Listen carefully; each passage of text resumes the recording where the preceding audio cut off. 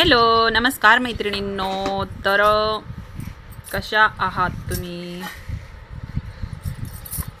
तर मैत्रिणींनो, लग्नाचे ब्लाऊज होते ना अर्जंट, ते झालेले आहेत. आणि आत्ताही अर्जंट ब्लाऊज द्यायचे म्हणजे लग्नाचे जे होते ते झाले, पण आता हे दुसरे ब्लाऊज जे आहेत ना ते आपल्याला कटिंग करायचे आहेत कस्टमरचे, जे मला उद्या द्यायचे आहेत. आणि आता वाजले 4, तर 3 ब्लाऊज होतात की नाही काय माहिती आता, कारण की अजून खूप सारं काम, खूप सारा पसारा. तर याच्यामध्ये सुद्धा सर्व लग्नांचेच ब्लाऊज आहेत, जे 10 तारखेचे लग्नाचे ब्लाऊज आहेत. त्याच्यापैकी अजून ब्लाऊज येणार आहेत भरपूर, पण त्याच्या आधीच बायांनी आणून टाकलेत. पण त्याच्या आधी मला हे द्यायचे आहेत, जी डिलिव्हरी झालेल्या ताई आहेत त्यांचे ब्लाऊज आहेत हे, तर ते आपल्याला कंप्लीट करून द्यायचे आहेत. जे त्यांना उद्या घ्यायला येणार आहे, त्याच्यामुळे ते ब्लाऊज कंप्लीट करायचे. तर हे मापाचं ब्लाऊज आहे बरं का. तर हे मापाचं ब्लाऊज पण मी शिवलेलं आहे त्यांचंवालं, त्यांना खूप आवडलेलं.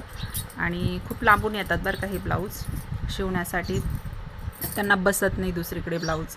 बरेच कस्टमर असे असतात की त्यांना ब्लाऊज कुठं पण शिवले तर ते बसत नाही, फिटिंगला व्यवस्थित बसत नाही. तर त्याच्यामुळं ते म्हणतात, तर मी एवढी मळ्यात पण राहते तरी पण मग खूप कधी तर पावसाळ्याचा आमच्या इकडं खूप चिखल वगैरे पण खूप होऊन जातो, तरी पण येतात कस्टमर.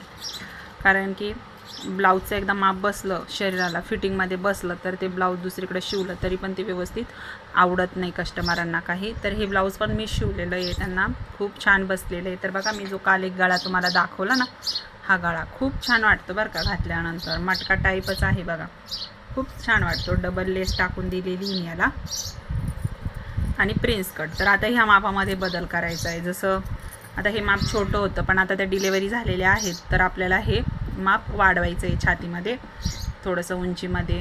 बाकी काही नाही, थोडं एक 2-2 इंचांनी माप वाढवायला लावलेलं आहे. तर जसं 7ची छाती असेल तर आपण डायरेक्टली 8-8.5ची छाती घेणार आहोत, प्रिन्सेस कटच शिवणार आहे. तर हा एक सिल्क आहे, त्याच्यानंतर हा एक पैठणीतला आहे.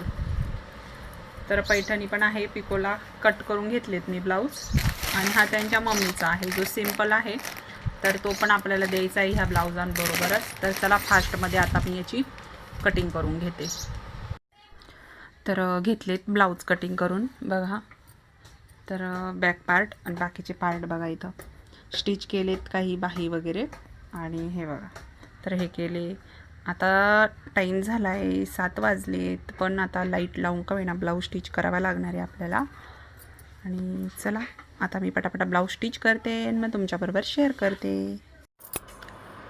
पाहू शकता मी ब्लाऊज जे आहे ना ते स्टिच केलेले आहेत आणि रात्रीचेच कंप्लीट केले. साड्या पण पिको करून घेतल्या आणि जे ब्लाऊज होते 3 ते पण कंप्लीट झाले. आणि सकाळी ते आता ब्लाऊज घ्यायला येणार आहे, सकाळी 7ला किंवा 8 वाजता कधी पण येतील. तर मग मी रात्रीच कंप्लीट करून ठेवलेले आहेत ब्लाऊज.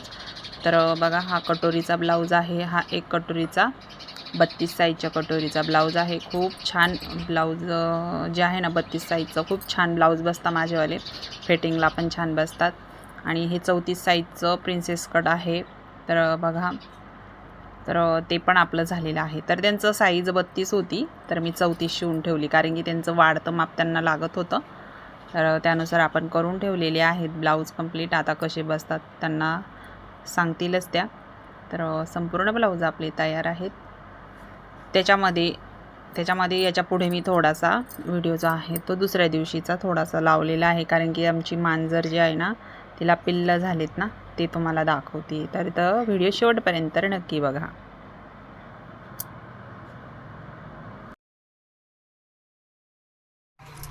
आज आमची मांजरीने पिल्लांना जन्म दिलेला आहे. बघा बघा कशी मधी बसलीये. सणा